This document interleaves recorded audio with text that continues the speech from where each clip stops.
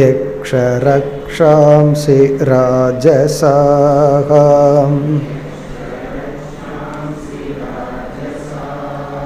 பிரேதான் பூதகணாம்ஸ்சான்யே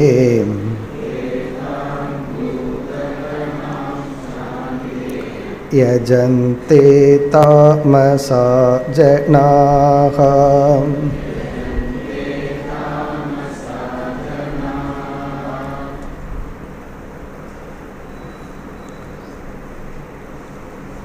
ஸ்ரத்தையை பற்றி நாம் பார்த்து வருகின்றோம். ஸ்ரத்தையினுடைய லக்ஷணத்தை பார்த்தோம். அறிவை கொடுக்கும் கருவியில் நமக்கு அறிவுக்கு முன்னும் அறிவுக்கு பின்னும் இருக்கின்ற நம்பிக்கை. அடுத்ததாக ஒரு மனிதனை நாம் நம்புதல், ஒருவர் மீதுள்ள விசுவாசம், நம்பிக்கை. இந்த ஸ்ரத்தையினுடைய மூலம் நம்முடைய வாசனை சம்ஸ்காரத்திலிருந்து வருகிறது என்று பார்த்தோம். எந்த ஒரு மனிதனும் ஸ்ரத்தை என்ற ஒரு உணர்வில்லாமல் வாழ முடியாது. எந்த ஒரு மனமும் நம்பிக்கை என்ற அடிப்படையில் தான் வாழ்ந்தாக வேண்டும்.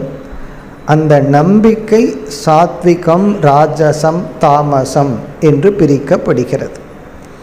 ஒரு விஷயத்தை நான் நம்பவில்லை என்றால் அதுவும் ஒரு நம்பிக்கை தான். ஈஸ்வரன் இருக்கின்றார் என்று நம்பினால் அது ஒரு நம்பிக்கை, இல்லை என்றால் அதுவும் ஒரு நம்பிக்கை. நம்முடைய வாழ்க்கையில் இந்த மிராக்கிள்னு சொல்லுவோம், சில அதிசயங்கள் நடக்கிறதுன்னு நம்பினால் அதுவும் ஒரு நம்பிக்கை. அப்படியெல்லாம் நடக்கிறதில்லை என்று நம்பினால் அதுவும் ஒரு நம்பிக்கை. ஆகவே நம்பிக்கை இன்மைங்கிறதே ஒன்று கிடையாதுன்னு பார்த்தோம். இந்த நம்பிக்கை தான் சாத்விகம், ராஜசம், தாமசம்.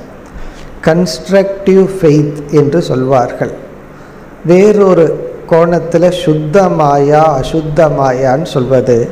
மனோதத்துவத்தில் ஹெல்த்தி இல்யூஷன், இல் ஹெல்த்தி இல்யூஷன் என்றெல்லாம் சொல்வார்கள். நம்முடைய நம்பிக்கை ஹெல்த்தி ஃபெய்த், அது நன்மை தருவதாக இருக்கலாம், நமக்கு தீமை தருவதாக இருக்கலாம். ஆனால் நம்பிக்கை என்ற ஒரு உணர்வில்லாத மனம் கிடையாது. இனி அடுத்ததாக ஸ்ரத்தையினுடைய லிங்கத்தை இங்கு பகவான் குறிப்பிடுகிறார். நாம் எப்படிப்பட்ட தரமான நம்பிக்கையில் இருக்கின்றோம், நம்முடைய ஸ்ரத்தையினுடைய குவாலிட்டி எந்த லெவலில் இருக்குது, அதைத்தான் 4 6 ஸ்லோகம் வரை பகவான் குறிப்பிடுகின்றார். இங்கே ஒரு உதாகரணமாக ஒரு யக்ஞத்தை, வழிபாட்டை எடுத்து கொள்கிறார். நாம் ஒரு இறைவனை வழிபடுகின்றோம். இந்த வழிபாட்டை உதாகரணமாக எடுத்துக்கொண்டு நாம் எப்படிப்பட்ட தேவதையை வழிபடுகின்றோம், எப்படி வழிபடுகின்றோம், எதற்காக வழிபடுகின்றோம், இந்த 3 எடுத்துக்கொள்கிறார். தேவதா, பிரகாரக, சங்கல்பக. எப்படிப்பட்ட தேவதையை நம்ம வணங்குகிறோம், எந்த முறையில் வணங்குகின்றோம். பிரகாரகன மெத்தட் ஆஃப் வர்ஷிப், சங்கல்பகன மோட்டிவ் ஆஃப் வர்ஷிப். நாம் எந்த சங்கல்பத்தைக்காக இறைவனை வழிபடுகின்றோம். இது நம்முடைய ஸ்ரத்தையின் தரத்தை குறிக்கின்றது. இந்த தேவதைகள் சாத்விகம், ராஜசம், தாமசம் என்று பிரிக்கப்பட்டு இந்த ஸ்லோகத்தில் அந்த தேவதையை குறிப்பிடுகிறார். அடுத்த ஸ்லோகங்களில் பிரகாரத்தையும் சங்கல்பத்தையும் பகவான் கோடிட்டு காட்டுகிறார். இது ஒரு எக்ஸாம்பிள் தான். அதுபோல நாம் எந்த விதமான தரம், எப்படி வழிபடுகின்றோம், எது நம்முடைய லட்சியமாக உள்ளது, இதெல்லாம் ஸ்ரத்தையினுடைய தரத்தை காட்டி கொடுக்கும். இந்த லிங்கத்தை கூறி பிறகு மிக முக்கிய கருத்து என்னவென்றால், நம்முடைய லட்சியமே சாத்விகமான ஸ்ரத்தையை அடைதல். ஏன்னா ராஜசமான, தாமசமான ஸ்ரத்தையெல்லாம் நமக்கும் மற்றவர்களுக்கும் நன்மையை கொடுக்காது, துயரத்தை கொடுக்கும். அப்போ நம்முடைய லட்சியம் என்னன்னா சாத்விகமான ஸ்ரத்தையை அடைதல். இப்போ சாத்விகமான ஸ்ரத்தையை அடையணும்னா என்ன செய்ய வேண்டும்? அதற்கான உபாயத்தை தான் இதற்கு பிறகு இந்த அத்தியாயத்திலும் அடுத்த அத்தியாயத்தில் பல ஸ்லோகங்களிலும் பகவான் கூறப் போகின்றார். இப்பொழுது நாம் ஸ்ரத்தா லிங்கத்தை பார்க்கின்றோம். யஜந்தே சாத்விகாக தேவான், சாத்விகமான ஸ்ரத்தை உடையவர்கள் தேவர்களை வணங்குகின்றார்கள். யக்ஷ ரக்ஷாம்சி ராஜசாகா, யக்ஷர்கள் ரக்ஷர்கள் போன்றவர்கள் போன்ற தேவதைகளை ரஜோகுணத்தில் இருப்பவர்கள் ராஜச ஸ்ரத்தை உடையவர்கள் வணங்குகிறார்கள். பிரேதான் பூதகணான் அன்யே, இறந்தவர்கள் பேய் பிசாசு சூன்யம் இந்த மாதிரி உள்ள தேவதைகளை வணங்குபவர்கள் தாமசாகா ஜனாகா, தாமசமான மக்கள் என்று கூறி இனி அடுத்த 2 ஸ்லோகத்தில் பிரகாரத்தை பகவான் வர்ணிக்கின்றார். எப்படி நாம் இறைவனை வழிபடுகின்றோம், அது நம்முடைய ஸ்ரத்தையின் தரத்தை காட்டி கொடுக்கின்றது. 5வது ஸ்லோகம். அசாஸ்திர விஹிதம் கோரம் தப்யந்தே யே தபோ ஜனாஹ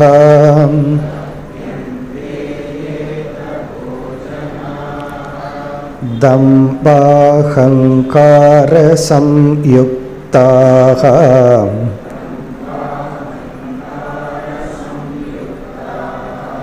காமராக பலான்விதாஹ.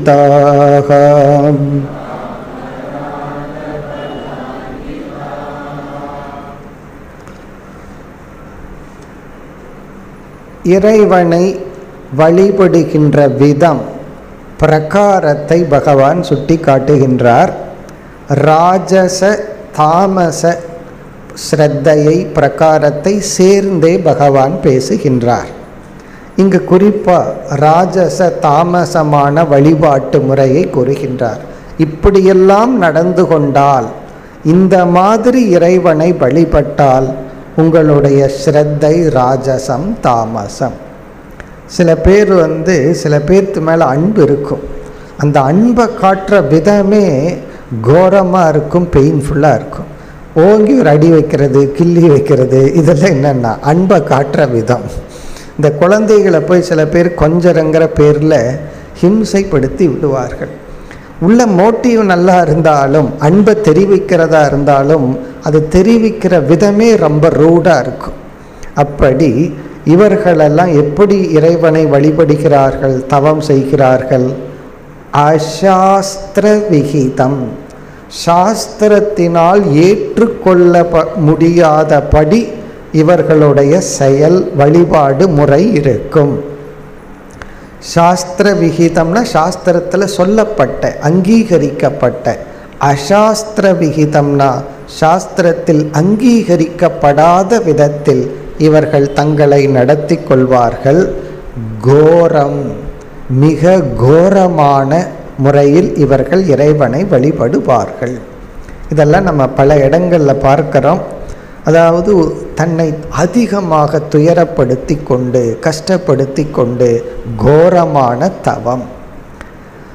தப்யந்தே ஏ தபோ ஜனாகா, ஜனாகா தபக தப்யந்தே, இவ்விதம் தவம் செய்து இறைவனை வழிபடுகின்றார்கள். அதாவது மிக கோரமாக, அங்கே அந்த சவுண்டு சரி, பிறகு தீயில நடக்கிறது.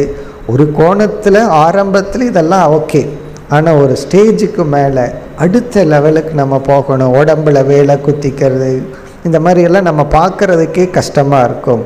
அப்படி ஒரு கோரமான தவத்தை செய்வார்கள். பிறகு பாவனையை சொல்கிறார். ஆட்டிடியூட 2வது வரியில் தம்ப அகங்கார சம்யுக்தாக, இது பாவனை.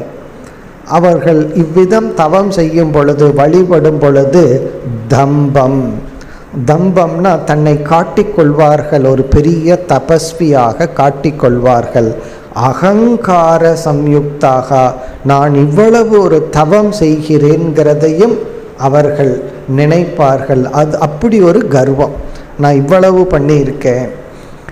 எப்படி படித்தா வித்யா கர்வம் வருது, நான் இவ்வளவு படிச்சிருக்கிறேன்னு கர்வப்படுறது போல நான் இவ்வளவு தவம் பண்ணியிருக்கிறேன், அதுவும் கர்வத்தை கொடுத்து விடுகிறது. அப்படி கர்வத்துடன் அகங்காரத்துடன் காம ராக பல அன்விதாக, பலம் அப்படின்னு சொன்னால் இவர்கள் எடுத்துக்கொள்கின்ற பொருள்கள் எல்லாம் ரொம்ப ஸ்ட்ராங்காக இருக்கும். பணபலம், ஆட்கள் பலம், பிறகு உடல் பலம், இது பிரதானமாக இருக்கும். காமராகம் என்றால் ஆசை, பற்று. இந்த பலத்துடன், மெட்டீரியல் பலத்துடன், அங்கே பக்தி பெருசாக பலமாக இருக்காது, பொருள்கள் செய்கின்ற விதம்தான் பலமாக இருக்கும். இவைகளுடன் கூடியவர்கள். இந்த ஆட்டிடியூட், இந்த பிரகாரத்தில் இறைவனை வழிபடுவதெல்லாம் ராஜசமான தாமசமான ஸ்ரத்தையினுடைய வெளிப்பாடு. பிறகு இதனுடைய நிலை என்ன? அடுத்த ஸ்லோகத்தில் இவர்கள் எல்லாமே ஹிம்சா பராகா, ஹிம்சை செய்பவர்கள் என்று கூறி யாரையெல்லாம் ஹிம்சிக்கிறார்கள் அதை குறிப்பிடுகின்றார் 6வது ஸ்லோகத்தில். கர்ஷயந்த ஷரீரஸ்தம்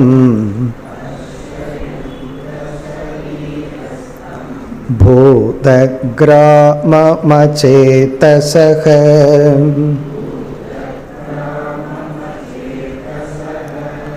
மாம் சைவாந்த ஷரீரஸ்தம்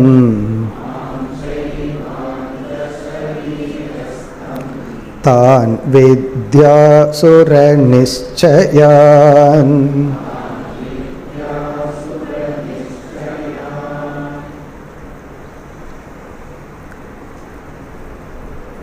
கர்ஷயந்தக, கர்ஷயந்தக என்றால் துயரப்படுத்துகிறார்கள். யாரை? ஷரீரஸ்தம் பூத கிராமம், தன்னையே தாங்கள் துயரப்படுத்தி கொள்கின்றார்கள்.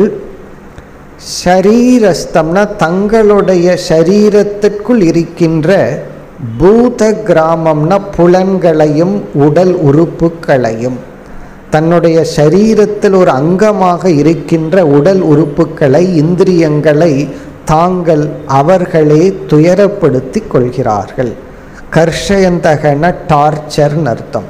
அவர்கள் தங்களையே துயரப்படுத்தி கொள்கிறார்கள். ஏன்? அச்சேதசக, அறிவில்லாத காரணத்தினால், எது சரியான முறை என்று தெரியாத காரணத்தினால் அவர்கள் சரீரத்தில் உள்ள புலன்களை தங்களையே துயரப்படுத்தி கொள்கிறார்கள். பிறகு பகவான் இனி ஒன்று சொல்றார், அந்த சரீரத்துக்குள்ள நானும் இருக்கின்றேன், அவர்களுடைய சரீரத்துக்குள்ள ஜீவ அம்சமாக நானும் இருக்கின்றேன்.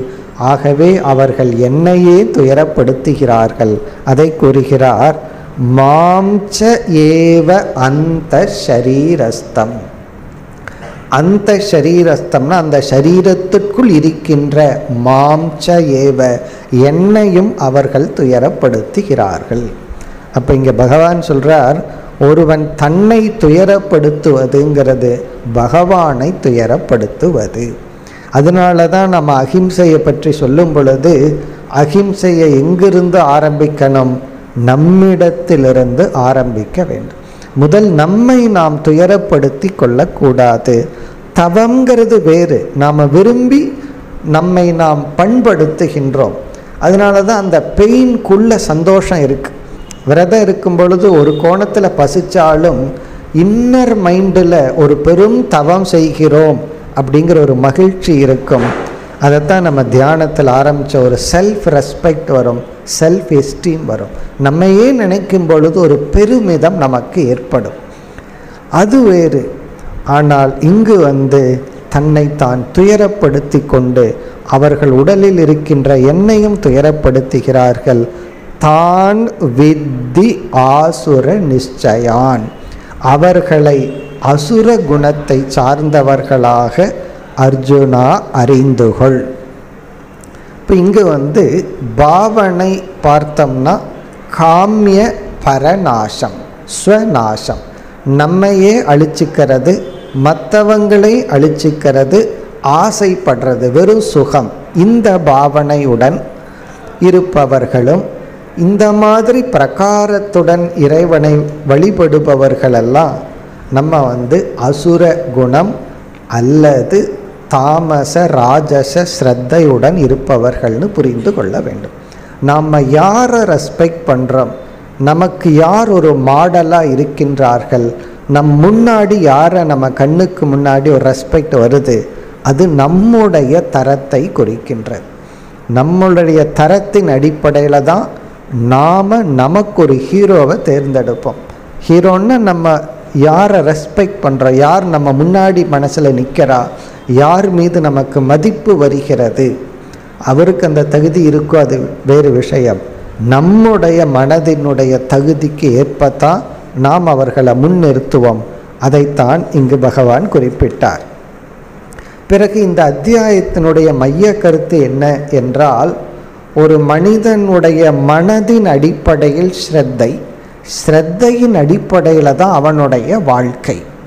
இப்போ நீ பகவான் என்ன செய்யணும்னா, நம்மை சாத்விகமான மனதிற்கு உயர்த்த வேண்டும். நம்முடைய மனம் சாத்விகமான நிலையை அடைந்தால், சாத்விகமான மனதிலிருந்து வருவது சாத்விகமான ஸ்ரத்தை. இப்போ சாத்விகமான ஸ்ரத்தை இருந்தால் நமக்கு முன்னேற்றம். ஆகவே பகவான் அடுத்த ஸ்லோகத்திலிருந்து நம்முடைய மனதை சத்துவ நிலைக்கு உயர்த்த உபாயத்தை கூற ஆரம்பிக்கின்றார். இந்த அத்தியாயத்திலையும் அடுத்த அத்தியாயத்தில் ரொம்ப தூரம் இதுதான் பகவானுடைய லட்சியம். என்ன லட்சியம்னா, மனதை சத்துவ ஆக்குவது. நம்முடைய கோலே என்னன்னா, ஒரு கோணத்தில் என்ன சொல்லலாம், சித்த சுத்தியை அடைதல்னு சொல்லலாம். இனியொரு கோணத்தில் என்ன சொல்லலாம், தெய்வீக குணத்தை அடைந்து அசுர குணத்தை நீக்குதல், மன தூய்மை அடைதல்னு சொன்னாலும், தெய்வீக சம்பத்தை அடைந்து அசுர குணத்தை நீக்குதல் என்று சொன்னாலும், சாத்விகமான தன்மையை அடைதல்னு சொன்னாலும் ஒரே ஒரு பொருள் தான். இப்போ கீதையில் இந்த வேல்யூஸை மூன்றாக நம்ம பார்க்குறோம்.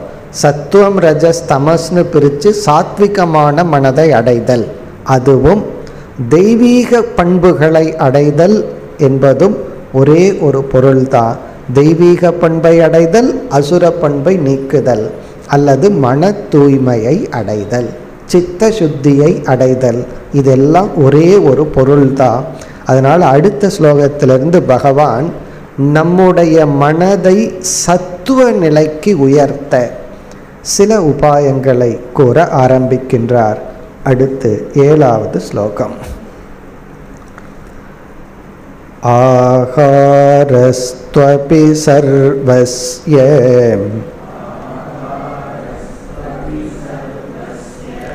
த்ரிவிதோ பவதி ப்ரியஹ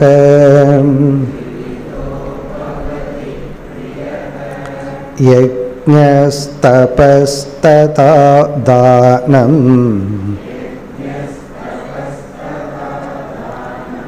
தேஷாம் பேதமிமம் ஸ்ருணு.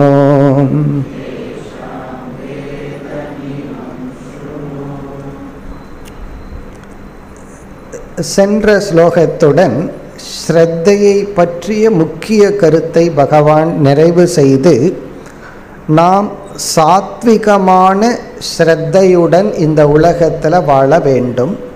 அப்படி என்றால் மனதை சத்துவ குணத்திற்கு உயர்த்த வேண்டும். இப்போ ஸ்ரத்தையினுடைய உபாயமாக நம்மை சாத்விக் மைண்டுக்கு நம்மை உயர்த்துவதற்கான உபாயத்தை பகவான் கொடுக்க ஆரம்பிக்கின்றார். இப்போ இந்த ஸ்லோகம் ஒரு பிரதிஜ்ஞா ஸ்லோகம். பிரதிஜ்ஞா ஸ்லோகம்னா இதையெல்லாம் நான் சொல்ல போகின்றேன். இப்போ நம்மை சத்துவ நிலைக்கு உயர்த்துவதற்கு பகவான் என்ன செய்ய போகிறார்? இப்போ இங்கு 4 தலைப்புகளை பகவான் அறிமுகப்படுத்துகின்றார். இந்த 4 தலைப்புகளில் எது சாத்விகம் ராஜசம் தாமசம்னு நான் பிரித்து கூறப் போகின்றேன். அதை புரிந்து கொண்டு அதில் உள்ள ராஜச தாமசத்தை விடுத்து சாத்விகத்தை எடுத்து கொண்டால் மனமானது சத்துவ நிலைக்கு உயரும். இதுதான் பிரதிஜை. பிறகு அடுத்த அத்தியாயத்தில் இதே போல 7 டாபிக் எடுத்து சொல்ல போறார். இங்கே ஒரு 4 உதாகரணமாக எடுத்துக்கொண்டு அதை அறிமுகப்படுத்துகின்றார். இப்போ பிரதிஜானா பிராமிஸ். இந்த 4 தலைப்பை நான் உனக்கு கூறி இதில் சத்துவம் ரஜஸ் தமஸ் என்ற டிவிஷன் அந்த வேற்றுமையை கூறப் போகிறேன்னு சொல்றார். அந்த 4 என்ன என்றால், முதல் தலைப்பு ஆகாரக. ஆகாரம் என்றால் நாம் உட்கொள்கின்ற உணவு, நம்ம சாப்பிட்ற சாப்பாடு. இந்த உணவை பகவான் சொல்றார், நான் சாத்விகம் ராஜசம் தாமசம்னு பிரித்து சொல்ல போகிறேன். இப்படிப்பட்ட உணவு சாத்விகமானது, இப்படிப்பட்ட உணவு ராஜசமான உணவு, இப்படிப்பட்ட உணவு தாமசமான உணவு. இந்த அறிவை நான் உனக்கு கொடுக்க போகின்றேன். எதற்குனா சாத்விகமான உணவை நாம் எடுத்து கொள்ள வேண்டும், ராஜசமான தாமசமான உணவை தவிர்க்க வேண்டும். அப்போ நம்ம மனசு உணவை சத்துவ விதமான உணவை சாப்பிட ஆரம்பிச்சா மனம் சாத்விகமான நிலையை அடையும். பிறகு இரண்டாவது யஜ்ஞக, மீண்டும் இறை வழிபாடு அல்லது கடமை, நம்முடைய செயல்பாடுகள், டெய்லி டியூட்டி. இப்படிப்பட்ட பாவனையுடன் இந்த மாதிரி செஞ்சால் அது சாத்விகமாக செய்தல். இதெல்லாம் ராஜசம் தாமசம்னு யஜ்ஞத்தை 3ஆக பிரிக்கின்றார். பிறகு 3வது தலைப்பு தவம், தபக. நாம் செய்கின்ற தவத்தை பகவான் பிரிக்க போறார். இதெல்லாம் சாத்விகமான தவம், ராஜசமான தவம், தாமசமான தவம். 4வது தானம், நாம் செய்கின்ற தானத்தை பிரித்து சொல்ல போறார். இதெல்லாம் சாத்விகமான தானம், இது ராஜசம், இது தாமசம். இதெல்லாம் எதற்குனா நம்முடைய தவம் சாத்விகமான தவமாக இருக்கணும். அதனால தான் டிசிப்ளின்ஸ் ஆர் டு பி டிசிப்ளின்டுன்னு சொல்லுவாங்க. நம்முடைய ஒழுக்கங்களில் ஒழுக்கம் தேவைப்படுகிறது. தவம் பண்ணுறோம்னு சொல்லிட்டு நம்ம தவறான சாதனை பண்ணக்கூடாது. தானம் பண்ணுறேன்னு சொல்லிட்டு இனியொருவனை கெடுத்து சோம்பேறியாக்கக்கூடாது. நான் தானம் பண்ணுறேன், நீ உட்காந்து சாப்பிட்டே இரு அப்படின்னு சொல்லி, இந்த தானம் ஒருத்தனுக்கு நன்மையை தரணுமே தவிர தீமையை தர்றதா இருக்கக்கூடாது. அப்படி அந்த தானத்தை பிரித்து சொல்ல போகிறார், தவத்தை சொல்ல போகிறார், யஜ்ஞத்தை இறை வழிபாடு அல்லது கடமைகளை 3ஆக பிரிக்கிறார். அதற்கு முன்னாடி ஆகாரம், நாம் உட்கொள்கின்ற உணவிலிருந்து ஆரம்பிக்கிறார். இதே டிவிஷன் அடுத்த அத்தியாயத்திலையும் பகவான் 7-8 டாபிக் எடுத்துட்டு அதில் சாத்விகம் ராஜசம் தாமசம்னு சொல்ல போகிறார். இந்த நாலேஜ், இந்த அறிவு எதற்குனா நாம் எல்லா விதத்திலும் சத்துவத்தை தேர்ந்தெடுத்து வாழ்ந்து கொண்டிருந்தால் நம்முடைய மனம் சாத்விகமான நிலையை அடையும். அந்த சாத்விகமான மனதிலிருந்து உருவாகின்ற ஃபெய்த் சாத்விகமாக இருக்கும். சாத்விகமான ஸ்ரத்தை இருந்தால் சாத்விகமான ஞானம் ஏற்படும். அடுத்த அத்தியாயத்தில் ஞானத்தையே பகவான் 3ஆக பிரிப்பார். இது சாத்விக ஞானம், ராஜச ஞானம், தாமச ஞானம்னே பிரிக்க போகிறார். அந்த ஞானத்திலிருந்து தான் நாம் மோட்சத்தையும் சுகத்தையும் புண்ணியத்தையும் அடைய முடியும். இந்த ஸ்லோகத்திற்குள் சென்றால், ஆகாரக து அபி சர்வஸ்ய த்ரிவிதக பவதி பிரியக. ஆகாரக, ஆகாரம்னா உணவு, நாம் சாப்பிடுகின்ற உணவு, த்ரிவிதக பவதி 3 விதமாக பிரிக்கப்படுகிறது. பிரியகனா நாம் விரும்பி சாப்பிட்ற உணவு. அதாவது இதெல்லாம் சாத்விகமான உணவுன்னு சொல்றதுக்கு பதுவாக பகவான் என்ன சொல்ல போறார், சாத்விகமான மனதையுடையவன் இப்படிப்பட்ட உணவை எடுத்துக்கொள்வான், ராஜசமான மனசையுடையவன் இப்படிப்பட்ட உணவை எடுத்துக்கொள்வான் அப்படி சொல்ல போறார். அப்போ பிரியகன விரும்பி சாப்பிடுவது, 3 விதமான உணவை மனிதர்கள் விரும்பி சாப்பிடுகிறார்கள். சர்வஸ்ய எல்லா மனிதர்களும். அப்போ ஆகாரம் முதல் டாபிக். இரண்டாவது வரியில் யக்ஞக, யக்ஞம், யக்ஞம்னா நம்முடைய கடமைகள், அன்றாட ரொட்டீன் ப்ளஸ் இறைவனை வழிபடுகின்ற விதம். தபக, நாம் செய்கின்ற தவம். எல்லோருமே ஏதோ ஒரு விதத்தில் ஒரு விதமான தவம் செய்து கொண்டுதான் இருக்கிறார்கள். தவம் செய்யாதவர்கள் யாருமே கிடையாது. அதாவது அந்த தவத்தை 3 பிரித்து சொல்ல போகிறார். சில பேர் எந்த வேலை செய்யாமல் வீட்லேயே உட்காந்து சாப்பிட்றாங்கல்ல, அது ஒரு பெரிய தவம். அதெல்லாம் சில பேர்த்தினால பண்ண முடியுமா? அதுவும் ஒரு தவம் தானே, தாமசமான ஒரு தவம்.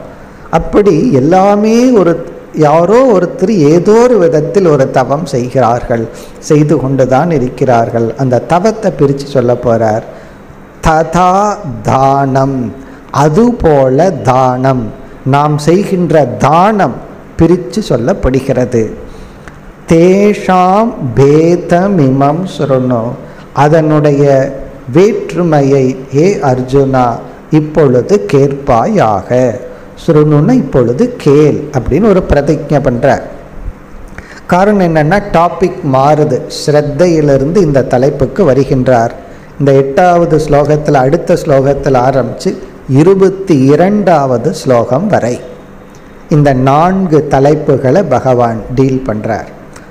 இந்த 7ல் பிரதிஜை செய்து அடுத்த ஸ்லோகத்திலிருந்து வரிசையாக ஆகாரம், யக்ஞம், தவம், தானம், இதில் எது சத்துவம், ரஜஸ், தமஸ் என்று பிரித்து சொல்ல போகிறார். இனி அடுத்த 3 ஸ்லோகங்கள் வரிசையாக எது சாத்விகமான உணவு, எது ராஜசம், எது தாமசம் என்று சொல்ல போகின்றார்.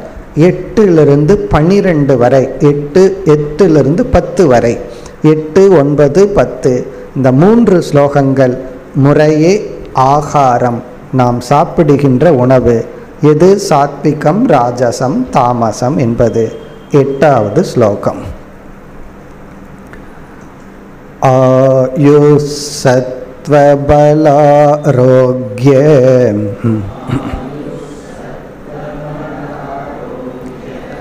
சுகப்ரீதி விவர்தனாகம்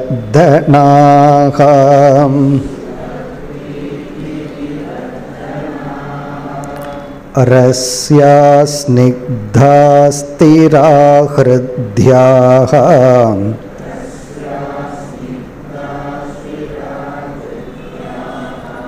ஆஹாரா சாத்விக ப்ரியாஹ.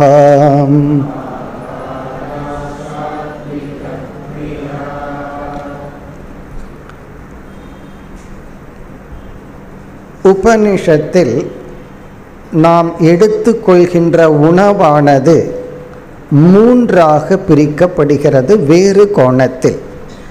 இங்கு சத்துவம், ரஜஸ், தமஸ்னு பிரிக்கிறார். உபனிஷத்தில் எப்படி பிரிக்கப்படுகிறதுனா ஸ்தூலம், சூக்ஷ்மம், அதிசூக்ஷ்மம் என்று பிரிக்கப்படுகிறது. ஸ்தூலமான போர்ஷன், கிராஸ் போர்ஷன், நம்ம சாப்பிட்ற உணவினுடைய கிராஸ் போர்ஷன் அது வெளித்தள்ளப்படுகின்றது. சூக்ஷ்மமான போர்ஷன் உடலாக மாறுகின்றது. இரத்தம், எலும்பு அப்படி உடலாக மாறுகிறது. எதோ சொல்கிறோமே, வைட்டமின், புரோட்டீன் இப்படியெல்லாம் சொல்கிறோமே, அந்த உணவு உடலாகவே மாறி விடுகிறது. அப்போ நம்ம உடம்பு என்னென்னா இட்லி சப்பாத்தி தான் இப்போ உடம்பாக இருக்குது. அப்படி இருந்தது இப்போ இப்படி இருக்குது, அவ்வளவுதான். நம்ம சாப்பிட்ட சாப்பாடே அது கன்வெர்ட் ஆகி உடலாக மாறி உள்ளது. அது சூக்ஷ்மம். அதி சூக்ஷ்மங்கிறது மனதாக மாறுகிறது. மைண்டினுடைய குவாலிட்டியாக மாறுதான்.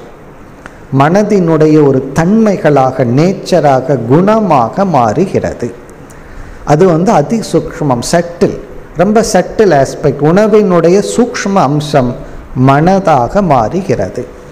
அதனால தான் ஆரம்ப காலத்தில் ஒருவன் அந்த உணவில் கட்டுப்பாடு மட்டுமல்ல, தேர்ந்தெடுத்து இப்படிப்பட்ட உணவை உட்கொள்வது உடலுக்கும் ஆரோக்கியம், மனதிற்கும் ஆரோக்கியம். அதாவது ஸ்தூலமாக சாப்பிட்ற உணவு மனதை இன்ஃப்ளூயன்ஸ் பண்ணுது, இந்திரியங்கள் வழியாக பண்ணுறது டைரக்டாக மனதை உருவாக்குது. 5 புலன்கள் வழியாக மனசுக்கு உணவை கொடுக்குறோம். மனதினுடைய தன்மையும் நம்ம சாப்பிட்ற உணவிலிருந்து இருக்கின்றது.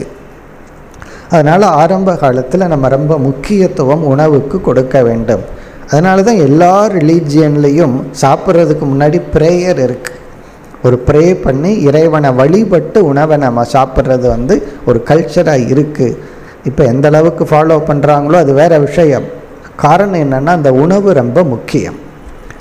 இதில் சாத்விகமான உணவு என்ன அப்படின்னா, நம்ம பொதுவாக சொல்லலாம், அளவாக உட்கொள்கின்ற உணவு சாத்விகம். இந்த இடத்துல பகவான் அதை சொல்லலை, வேறு இடத்துல யோக சாஸ்திரத்தில் சொல்லப்பட்டிருக்கு. அளவாக சாப்பிட்றது சாத்விகம், அதிகமாக சாப்பிட்றது ராஜசம், குறைவாக சாப்பிட்றது தாமசம். கொஞ்சம் குறைவாக சாப்பிட்டாலுமே சாத்விகம்தான், பட் யாரும் அந்த சாத்விகத்தை பின்பற்றுறது கிடையாது. அளவாக சாப்பிட்டா அது சாத்விகம். ஆனால் ரொம்ப கடினம். அதாவது உணவு டிசிப்ளினுக்கு ஒருத்தர் ஒன்று சொன்னார், கேட்குறதுக்கு சுலபம், ஃபாலோ பண்ணுறது ரொம்ப கஷ்டம். எப்படி உணவு டிசிப்ளின் இருக்கணும்? இந்த அளவாக சாப்பிட்றத சொல்லும் பொழுது, ரொம்ப பசித்ததுக்கப்புறம் சாப்பிடணும், சாப்பிட்டதுக்கப்புறம் கொஞ்சம் பசிக்கணும். இதுதான் டிசிப்ளின். ரொம்ப ரொம்ப கஷ்டம். கேட்குறதுக்கு சுலபமாக இருக்குது, ஆனால் நல்லா பசித்ததுக்கப்புறம் சாப்பிடணும், சாப்பிட்டதுக்கப்புறம் பசிக்கணும், இன்னும் சாப்பிடலாங்கிற ஃபீலிங் உணர்வு இருக்கும் பொழுதே நம்ம எந்திரிச்சிடணும். ஆனால் அப்படி பண்ணுறதில்லை. இதுக்கு மேலே தள்ள முடியாதுங்கிற அளவு இந்த பில்டிங்லையெல்லாம் தண்ணியை ஊற்றி ஊற்றி செட் பண்ணி மண்ணை போட்டு மூடுவாங்க. அதுபோல் தண்ணியை குடித்து செட் பண்ணி சாப்பிடுகிறார்கள். கொஞ்சம் தண்ணியை குடிக்க வேண்டியது செட் ஆகும், மறுபடியும் உள்ள தள்ள வேண்டியது. எந்திரிக்கும் பொழுது இதுக்கு மேலே முடியாதப்பா அப்படின்னு எந்திரிச்சிட்றாங்க. அந்த அளவுக்கு ஒரு ப்ராக்டிஸ். காரணம் என்னென்னா, உணவுக்கும் மைண்டுக்கும் ரொம்ப சம்பந்தம் இருக்குது, பசிக்கும் ஸ்டேட் ஆஃப் மைண்டுக்கும் ரொம்ப சம்பந்தம் இருக்குது. அதனால தான் தனிமையில் போனால் சில பேர் ஓவராக சாப்பிடுவார்கள். காரணம் என்ன பண்ணுறதுன்னு தெரியாமல் அதிகமாக சாப்பிட்டுக்கிறது. அப்படி இந்த உணவுனா இந்த இடத்துல அந்த மைண்டு, இந்த பசியோடு இருக்கிறதுங்கிறதே ஒரு பெரிய தவம். அதனால தானே பசித்திரு அப்படின்னு சொன்னார். அதுக்கு 2 அர்த்தம். ஒன்று ஆன்மீக பசியோடு, இனி ஒன்று வயிறும் கொஞ்சம் காலியாக இருக்கட்டும் அப்படின்னு சொல்வார்கள். அது ஒரு பெரிய தவம். அது கொஞ்சம் கொஞ்சமாக தான் அதை நம்ம பின்பற்ற முடியும். இப்போ இங்கே எது சாத்விகமான உணவு அதை இங்கே பகவான் சொல்கிறார். அதாவது இந்த உணவுகள் காலத்துக்கு காலம் மாறிட்டே இருக்கும். 50 வருஷம் 60 வருஷத்துக்கு முன்னாடி சாப்பிட்ட உணவு இப்போ நம்ம சாப்பிட்றதில்லை. அந்த காலங்களில் எல்லாம் தீபாவளிக்கு தான் இட்லி செய்வார்கள், இப்போல்லாம் அப்படி கிடையாது. பிறகு இப்போல்லாம் இந்த ஹோட்டலில் மினி டிஃபன் எல்லா ஐட்டத்தையும் சாப்பிட்றோம். அங்கே வயிறுக்கு கன்ஃபியூஸ் ஆகிரும், எதை முதல்ல ஜீர்ணிக்கலாம், எதை முதல்ல ஜீர்ணிக்கக்கூடாதுன்னு சொல்லி. ஏன்னா ஒரே விதமான உணவை கொடுத்தா அந்த ப்ராசஸ் நல்லா இருக்கும். கொஞ்சம் பரோட்டாவை சாப்பிட்றது, கொஞ்சம் இட்லியை சாப்பிட்றது, வயிறு என்ன பண்ணும் பாவம். அப்போது என்ன ஆகுது அப்படின்னு சொன்னால் அதெல்லாம் ஹெல்த்துக்கு நல்லதல்ல. அப்படி இந்த ஹெல்த் கான்சியஸ் ஆகிறது ரொம்ப முக்கியம். அது குறிப்பாக உணவு விஷயத்தில் ஒழுக்கத்தை பின்பற்றினா தான் நம்ம உடல் ஆரோக்கியத்தோடு இருக்க முடியும், மன ஆரோக்கியத்தோடு இருக்க முடியும். இங்கே காலத்துக்கு கால உணவு முறை மாறிட்டே இருக்குது. சாப்பிட்ற பொருள்கள், ஆப்ஜெக்ட், நூடுல்ஸ்னு ஒரு 50 வருஷத்துக்கு முன்னாடி இந்த வார்த்தைக்கே அர்த்தம் தெரியாது. இந்த காலத்து பசங்க அதைத்தான் சாப்பிட்ருக்காங்க. காரணம் என்ன? காலத்துக்கு காலம் மாறிட்டுருக்கு. ஆனால் இந்த ஸ்லோகம் இருக்கே, இது எல்லா காலத்திலும் பொருந்துகிற மாதிரி பகவான் சொல்லியிருக்கார். அதாவது உணவினுடைய ஐட்டத்தை சொன்னால் அதெல்லாம் இப்போல்லாம் கிடைக்காது, அதனால் சாத்விகத்தை பின்பற்ற முடியாதுன்னு சொல்லிடலாம். அதனால் பகவான் இங்கே ஐட்டத்தை மென்ஷன் பண்ணல. எப்படி சொல்கிறார் என்று பார்ப்போம். பொதுவாக சொல்கிறார், இப்படிப்பட்ட ரிசல்ட்டை கொடுக்கிற உணவு சாத்விகம். அதுதான் இந்த ஸ்லோகத்தின் சாராம்சம். இந்த ரிசல்ட்டை கொடுக்கிற உணவு, இப்படிப்பட்ட பலனை எந்த உணவு கொடுக்குதோ அது சாத்விகம், அப்படி சொல்கிறார். அப்படி என்னென்ன ரிசல்ட் அது கொடுக்கணும்? முதல் வரியில் ஆயுகு, நீ சாப்பிட்ற உணவு சாத்விகம், எது உன்னுடைய ஆயுளை அதிகரிக்குமோ, ஜீவிதத்தை அதிகரிக்கிற மாதிரி உணவு. அப்போ ஃபஸ்ட்டு கண்டிஷன் என்னன்னா, அது நம்ம ஆயுளை எது அதிகரிக்கும் அப்படிப்பட்ட உணவு. நமக்கே காமன் சென்ஸ் இருக்குது, இதை சாப்பிட்டா சீக்கிரம் போவோமா, இதை சாப்பிட்டா ரொம்ப நாள் இருப்போமா. எனக்கு தெரிஞ்ச ஒருவர் ஏற்கனவே டாக்டர் அவர் கொலஸ்ட்ரால் இதெல்லாம் சாப்பிடக்கூடாதுன்னு சொல்லியிருக்கார்.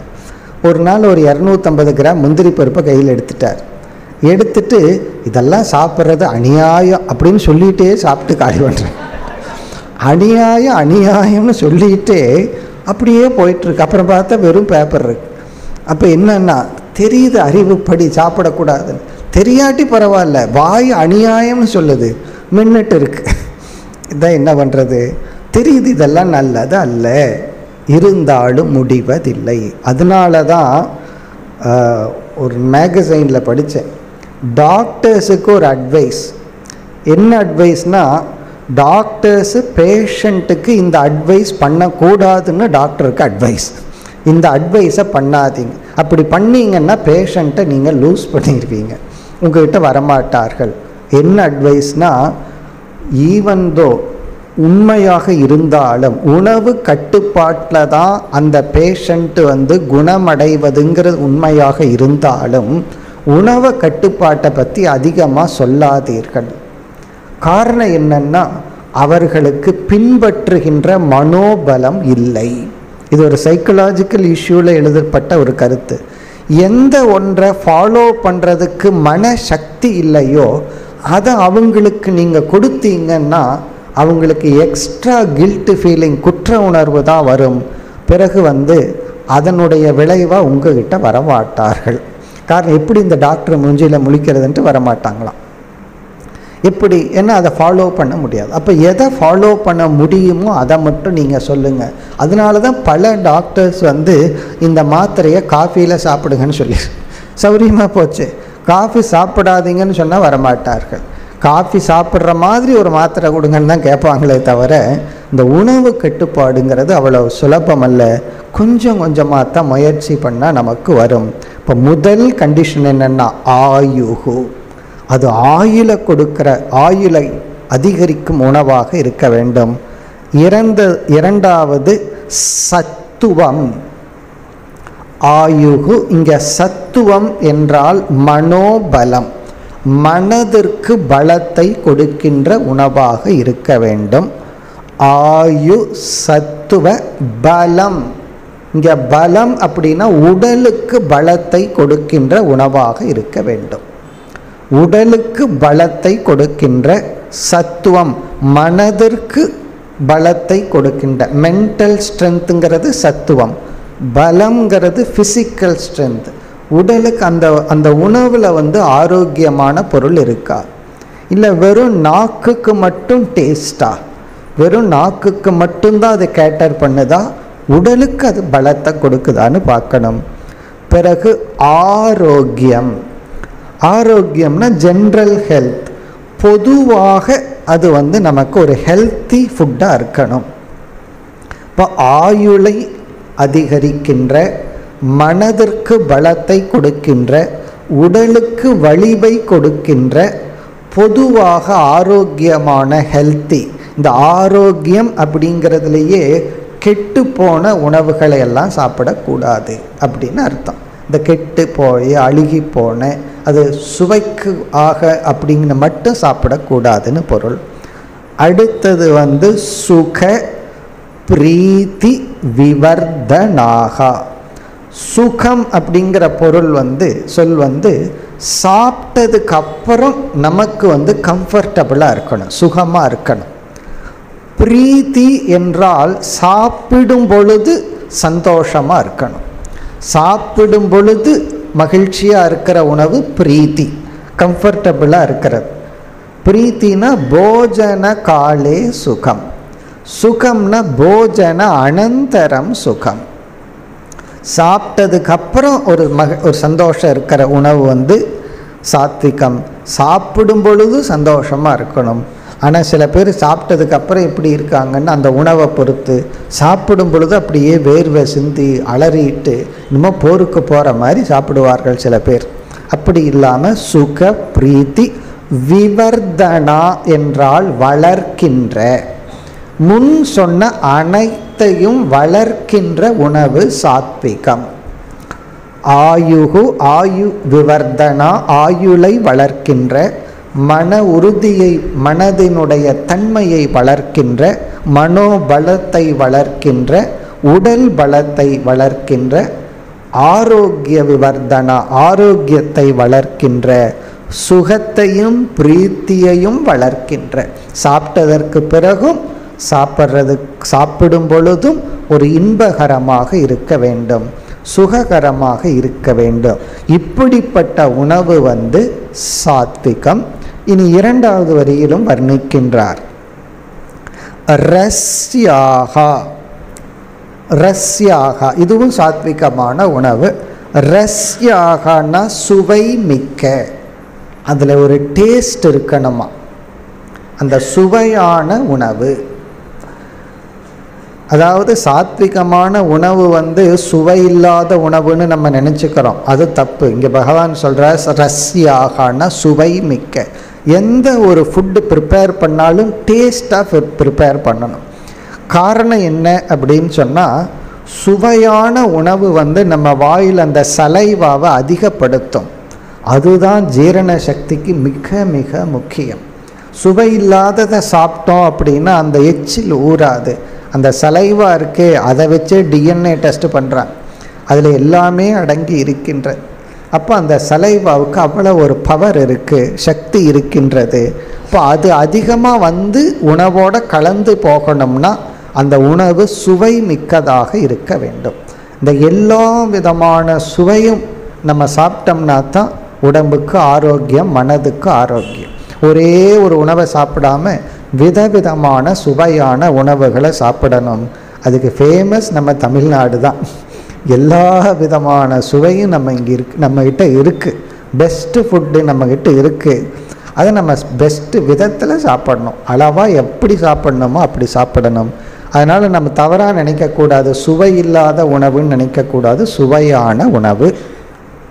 பிறகு ஸ்வீட்டும் சத்துவத்தில் தான் வரும். இனிப்பும் சாத்விகமான உணவு தான். அதனால் இனிப்பு நம்ம சாப்பிடணும் அளவாக, அதுதான் கருத்து. அடுத்தது ஸ்னிக்தாகா. ஸ்னிக்தாகா அப்படின்னு சொன்னால் ட்ரை இல்லாத உணவு, இந்த வறண்டு போகாத உணவு. கொஞ்சம் ஆயிலாக இருக்கணும். நம்ம ஆயில்னு சொல்லிட்டு சும்மா டெய்லி வடை சாப்பிட்டு இருந்தா தான் அது தப்பே தவிர, கொஞ்சம் ஆயில் நமக்கு தேவை. உடம்புக்கு அந்த எண்ணெய் நமக்கு தேவை. ஸ்னிக்தாகனா கொஞ்சம் அது உலர்ந்து விடாமல், வறண்டு இல்லாமல், காஞ்சு இல்லாமல் ஒரு ஆயிலாக இருக்கிற உணவு ஸ்னிக்தாகனா ஒட்டி கொள்கின்ற அப்படின்னு அர்த்தம். சில உணவுகளெல்லாம் பார்த்தா வறண்டு கிடக்காது, சாப்பிட்ட உடனே அரை டம்ளர் தண்ணீர் குடிக்கணும், அந்த மாதிரி இருக்கும். அப்படி இல்லாத, அப்போ தான் எளிதில் உள்ளே போகும். அது உள்ளே போகும் பொழுதே மகிழ்ச்சியாக உள்ளே போகணும். அப்படிப்பட்ட உணவு. ஸ்திராகா, ஏற்கனவே சொன்னது. ஸ்திராகான்னு சொன்னால் ஆரோக்கியத்தை, பலத்தை கொடுக்கின்ற உணவு. ரொம்ப ஸ்ட்ராங்கான உணவு. ஸ்ட்ராங்குனா எந்த உணவு பலத்தை கொடுக்குமோ அந்த உணவு ஸ்திராகா. அடுத்தது ஹிருத்யாகா. ஹிருத்யாகா அப்படின்னு சொன்னால் அந்த உணவை நம்ம சாப்பிடும் பொழுது அது பார்வைக்கு, வாசனைக்கு இதெல்லாம் ஹிதமாக இருக்க வேண்டும். மனசுக்கு ஹிதமாக இருக்கணும். ஈவன் அதனோட லுக், அதனுடைய பார்வையாகட்டும், அதனுடைய வர்ணம், கலர் ஆகட்டும், அதெல்லாமே மனசுக்கு இதமாக இருக்கணும். இந்த கேசரிக்கு எதுக்கு கலர் போடுறாங்கன்னு கேட்டேன் ஒரு முறை. அதுக்கு தான் இது பார்க்குறதுக்கு நல்லா இருக்குல்ல, அப்படி. அதனால் ஒரு டேஸ்ட்டும் வர்றதில்லை. இருந்தாலும் அந்த வர்ணத்துக்காக அந்த ஒரு கலர். அதே போல் நம்ம சாப்பிடும் பொழுது அந்த வைக்கிறமே, இப்போ சில பேர் அந்த இட்லியை அப்படியே உள்ளே கொட்டி எடுத்து போடுவார்கள். சில பேர் அதை அடுக்கி வைக்கிறது இருக்குது, அது அழகாக இருக்கும். அப்படியே ரவுண்ட் ரவுண்டாக பிளேட்டில் வச்சு கொண்டு வந்து முன்னாடி வைப்பார். இப்போ அடுக்கி வச்ச இட்லியை சாப்பிட்டா என்ன, அப்படியே இருக்கிற இட்லியை சாப்பிட்டா என்ன, ரெண்டும் ஒன்று தான், வித்தியாசம் கிடையாது. ஆனால் அது ஒரு கலை, அது ஒரு ஆர்ட். நான் அந்த ஃபுட்டை ரெஸ்பெக்ட் பண்ணுறேன். முன்னாடி இருக்கிற ஃபுட்டை மிக அழகாக அடுக்கி வச்சா நல்லா. சில பேர் அதை அப்படியே உள்ளே கொட்டி கொண்டு வந்து போடுவார்கள். அப்படி அந்த ஒரு ஆர்ட், அது ஒரு கலை. அதுதான் ஹிருத்யாகா. அந்த சர்வ் பண்ணுற விதம், சாப்பிட்ற விதம், பிறகு அந்த பிளேட்டு, நம்ம பயன்படுத்துகிற பொருள்கள், அந்த உணவு அமைக்கப்பட்ட எடுத்து கொடுக்கிற விதம், வச்சிருக்கிற விதம், இதெல்லாமே ஹிருத்யாகா. ஹிருத்யாகன்னா மைல்ட் அண்ட் பியூட்டிஃபுல், மிக அழகா ஒரு கலை உணர்வுடன் சமைக்கிறது. நம்ம சாதாரணமாக நினைக்கக்கூடாது. One of the biggest art. அது ஒரு பெரிய கலை.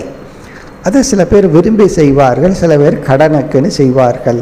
அப்படி இல்லாமல் ஹிருத்யாகா ஆகாராகா சாத்விக பிரியாகா, இப்படிப்பட்ட ஆகாரங்கள் சத்துவ குணத்தை உடையவர்களுக்கு பிரியமாக இருக்கும். அதை நம்ம எப்படி புரிஞ்சுக்கணும்? இப்படிப்பட்ட உணவை சாப்பிட்டு வந்தால் உணவு விஷயத்தில் எந்த அளவுக்கு நம்ம சாத்விகமாக உயர முடியுமோ அப்படி உயர்வோம். அப்போ இந்த மாதிரி உணவை நாம் பின்பற்றும் பொழுது நமக்கு மனம் சத்துவ நிலைக்கு சற்று உதவியாக இருக்கும். உணவு மட்டுமல்ல, உணவும் ஒரு ஃபேக்டர். எத்தனையோ பகவான் சொல்ல போகிறார், அதில் உணவும் ஒன்று. ஆனால் இப்போ நம்ம மனதை விட்டுருவோம். உடல் ஆரோக்கியத்திற்கு உணவு மிக மிக முக்கியம். அது எப்போ தெரியுது அப்படின்னா, ஆரோக்கியத்தை இழந்ததுக்கு அப்புறம் தெரியும். அதுக்கு முன்னாடியே தெரிஞ்சால் நல்லாயிருக்கும். ஆரோக்கியத்தை இழக்கிறதுக்கு முன்னாடி ஆரோக்கியத்தின் மதிப்பு தெரிஞ்சதுன்னா நம்ம இப்படிப்பட்ட உணவை எடுத்துக்கொள்வோம். இந்த இன்னும் ரெண்டும் பார்த்தோம்னா நமக்கு எது சாத்விகம்னு தெளிவாக தெரியும். இப்போ இப்படிப்பட்ட உணவை நம்ம தேடி எடுக்கணும். இனி அடுத்த ரெண்டு இருக்கே, அதை தவிர்க்க வேண்டும். எது ராஜசமான உணவு, தாமசமான உணவு, இதை நம்ம எதுக்கு படிக்கிறோம்னா, இப்போ எதை சாப்பிட்ருக்கோம்னு பகவான் சொல்கிற மாதிரியே இருக்கேன்னு தோணலாம்.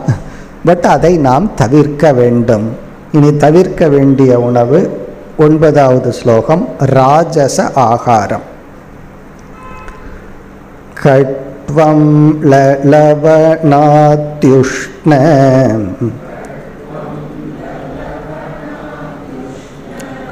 தீக்ஷ்ண ரூக்ஷ விதாஹினஹ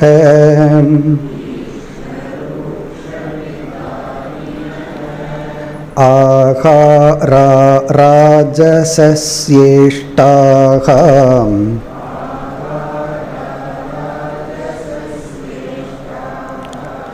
துக்க சோகமய பிரதாஹ கசோகாமய பிரதாஹ.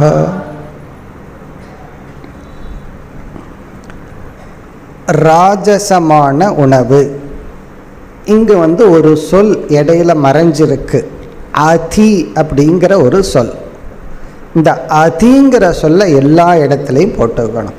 அதினா அதிகமான. கட்டு கடு அமல லவண அத்யுஷ்ண, அந்த இடத்துல அதி, இந்த அதி எடுத்து எல்லா இடத்துலையும் போட்டுக்கணும். எதெல்லாம் அதிகமாக இவைகளை சேர்த்தி கொண்டால் அதெல்லாம் ராஜசமான உணவு. இப்படிப்பட்ட சுவை உள்ள உணவுகளை, இந்த சுவைகளை அதிகமாக எடுத்து கொண்டால், பிறகு 2வது வரியில் இப்படிப்பட்ட விளைவை கொடுக்கின்ற உணவுகளெல்லாம் ராஜசமான உணவு. இந்த அதி ஃபஸ்ட்டு எடுத்துட்டோம்னா அதி கடு. ஃபஸ்ட்டு கடு. கடுன்னா கசப்பு. கசப்பு நல்லது தான், பட் அது அதிகமாக இருந்தால் உடலுக்கு நன்மை தராது. ஆனால் அதே சமயம் கசப்பு, பாவக்காய் போன்றவைகள்லாம் ரொம்ப ஆரோக்கியமான உணவு தான். சில உணவுகளெல்லாம் அது ஒரு மெடிசன் போல, அதை அளவாக சாப்பிடணும். அப்படி கடு, அதி கடு. அம்ல என்றால் புளிப்பு, அதுவும் நமக்கு தேவைதான், ஆனால் அதிகமாக இருக்கக்கூடாது. பொதுவாக தமிழ்நாட்டில் புளிப்பு உணர்வு அதிகமாக உள்ளது, மற்ற ஸ்டேட்டில் குறைவாக இருக்குது, நம்ம ஸ்டேட்டில் அதிகமாக இருக்குது. லவணம்னா உப்பு, உப்பு அதிகமாக இருக்கக்கூடாது, அளவாக இருக்கணும். உஷ்ண, ரொம்ப உஷ்ணத்தோடு இருக்கக்கூடாது, மிதமான சூடாக இருக்க வேண்டும். தீக்ஷ்ண என்றால் காரம், இந்த பச்சை மிளகா வர மிளகாய்னாலும் சொல்கிறோமே அதையெல்லாம் போட்டு காரம், தீக்ஷ்ண, அதுவும் அளவாக இருக்க வேண்டும். தீக்ஷ்ண. ருக்ஷ அப்படின்னு சொன்னால் ட்ரை, அங்கே எப்படி ஸ்னிக்தன்னு சொல்லப்பட்டதோ அதுக்கு ஆப்போசிட், ரொம்ப ட்ரையாக இருக்கிற உணவு, காஞ்சு போன வறண்ட உணவு. ருக்ஷ. விதாகினக, எரிக்கின்ற. விதாகினகன்னா அப்படியே பேர்னிங், அப்படியே தொண்டையில் இருக்கிற நாக்கு எவ்வளவு சாஃப்டாக இருக்குது. சில பேர் சில உணவை சாப்பிட்டு சாப்பிட்டு அந்த நாக்கினுடைய தன்மையே மாறிவிடும். அப்படி விதாகினகன்னா எரிக்கின்ற, நாக்கு தொண்டை நம்மளுடைய சிஸ்டத்தையே எரிக்கின்ற உணவு. இதில் எல்லா இடத்துலையும் அதிங்கிறத சேர்த்திக்கணும். அதிகமாக உணவை உட்கொண்டால், ஈவன் சாத்விகமான உணவையே அதிகமாக சாப்பிட்டா அது ராஜசமாகிறது. நான் சாத்விகமான உணவு தான் சாப்பிட்றேன்னு ஒரு 8 ஆப்பிள் சாப்பிட்றேன்னு வச்சுக்குவோமே, அது உடனே அது ராஜசம் ஆகிவிடு. எதுக்குமே லிமிட்டை தாண்டும் பொழுது ராஜசம் அல்லது தாமசம். ஆகாராகா ராஜச இஷ்டாகா, இதெல்லாம் ராஜச ரஜோகுணத்தில் இருப்பவர்களுக்கு விரும்பப்படுகின்ற உணவு. அடுத்தது துக்க சோக ஆமய பிரதாகா. சோகமயம் அல்ல, சோக ஆமய பிரதாகா. துக்கம் அப்படின்னு சொன்னால் சாப்பிடும் பொழுதே ஒரு பெயினை கொடுக்கிற உணவு, துக்கத்தை கொடுக்கிற உணவு, அவ்வளவு காரத்தை போட்டு சாப்பிட்றது. துக்க. சோகம் அப்படின்னா சாப்பிட்டதற்கு பிறகு சோகத்தை கொடுக்கின்ற, துயரத்தை கொடுக்கின்ற. ஆமயம்னா நோய், நோயை கொடுக்கின்ற உணவுகள். பிரதாகன கொடுக்கின்ற, இப்போ நோயை கொடுக்கின்ற, துயரத்தை கொடுக்கின்ற இந்த உணவுகள், இதெல்லாம் ராஜசமான உணவு. எதையுமே அதிகமாக சேர்த்தி கொண்டால் அது நல்லதல்ல. எல்லா சுவையும் சேர்ந்தாப்புல போகணும். சில பேர்த்துக்கு சில சுவைகள் பிடிச்சிருக்கலாம், உடனே இன்னும் அதை மட்டும் அதிகமாக எடுத்துக்கொள்ளுதல் அது கூடாது. இப்போ இதனுடைய சாராம்சம் என்னென்னா, ஓவர் ஈட்டிங் அல்லது அந்த டேஸ்ட்டில் எல்லாமே அதிகமாக இருந்தால், அல்லது மோர் டைம் ஈட்டிங், ஒரு நாளைக்கு 10 வேளை சாப்பிட்ருக்காருன்னு வச்சுக்குவோம். இப்போ அதிகமாக சாப்பிட்றது, அடிக்கடி சாப்பிட்றது, இந்த அல்சர் ஏதாவது வந்தால் அடிக்கடி சாப்பிட சொல்லுவாங்க. அடிக்கடி சாப்பிட்றனா அளவாக சாப்பிட்ணும். ஒரு பிஸ்கட் சாப்பிடணும், அங்கே ஒரு பேக்கெட்டை சாப்பிட்டு அப்புறம் கொஞ்சம் நேரத்துக்கு அப்புறம் மறுபடியும் ஒரு பேக்கெட் சாப்பிட்றதல்ல. இப்படி நோய்வாய்ப்பட்டால் அது வேறு விஷயம். சாதாரணமாக அளவாக சாப்பிட்றது, எதையுமே அதிகமாக எடுத்து கொள்ளாமை. இனி எது தாமசமான உணவு? அடுத்த ஸ்லோகம். யாதயாமம் கதரசம்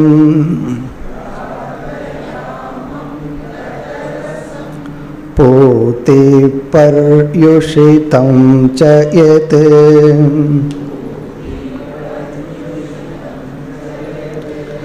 உச்சிஷ்டமபி சாமேத்யம் போஜனம் தாமசப்ரியம்.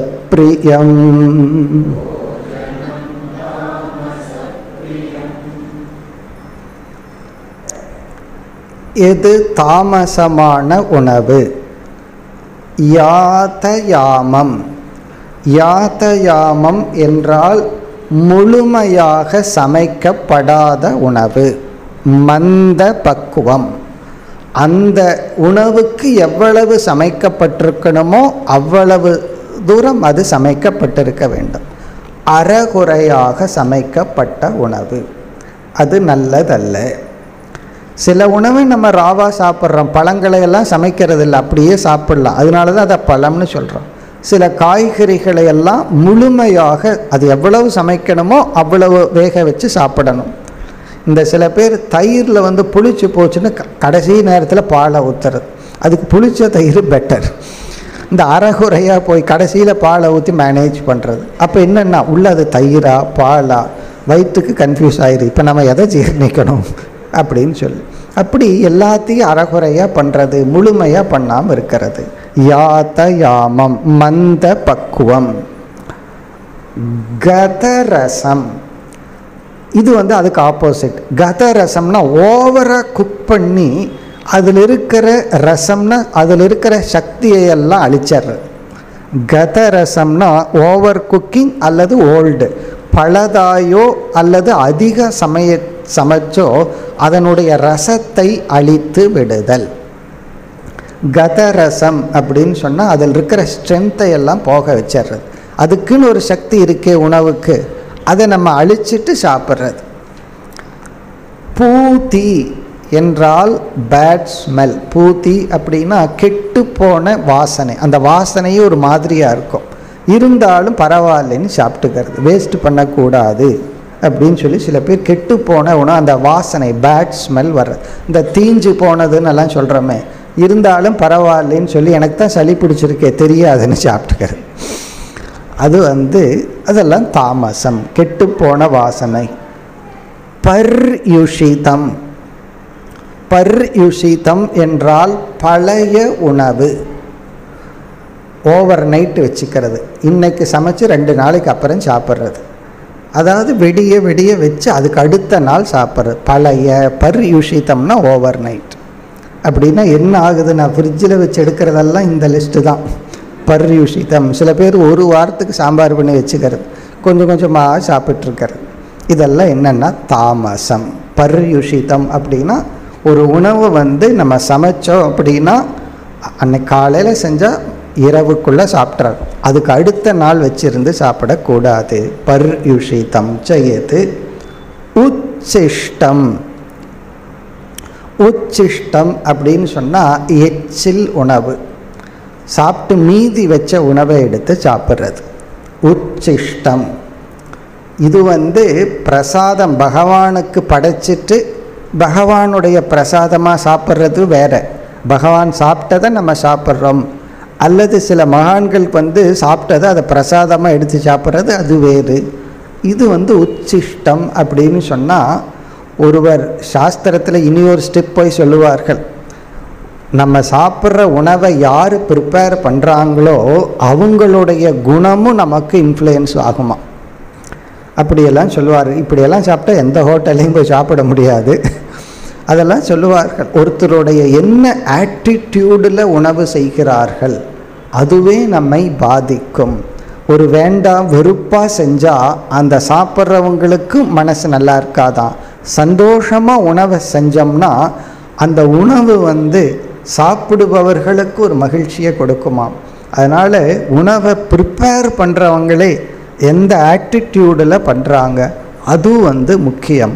அப்படி வந்து இந்த குழந்தைங்க சாப்பிட்ட உணவை நம்ம சாப்பிடலாம், அல்லது வந்து வீட்டில் இருக்கிற தாய் தந்தை அதெல்லாம் உச்சிஷ்டம், அது தவறு கிடையாது. அது வந்து ஒரு விதமான உறவை நிலைநாட்டும் உணவு.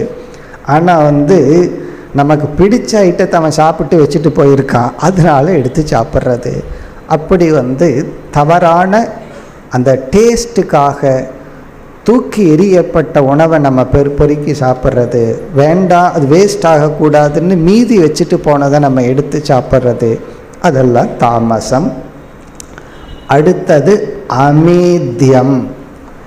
அமேத்தியம் என்றால் இறைவனுக்கு படைக்கப்படாத, படைக்க யோகிதை அற்ற உணவை எடுத்து கொள்ளுதல். இந்த உணவை எந்த தேவதைக்கும் பகவானுக்கும் படைக்க முடியாது. மாமிசம் போன்ற உணவுகள் அதெல்லாம் அமேத்தியம், சாஸ்திரத்தில் நிஷேதம் செய்யப்பட்ட உணவுகள்.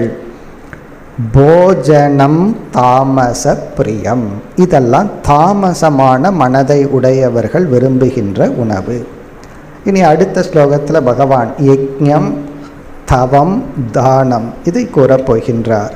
அடுத்த வகுப்பில் தொடர்போம். ஓம் பூர்ணமத பூர்ணமிதம் பூர்ணாத் பூர்ணமுதச்யதே பூர்ணஸ்ய பூர்ணமாதாய பூர்ணமேவாவசிஷ்யதே. ஓம் சாந்தி ஷாந்தி ஷாந்தி.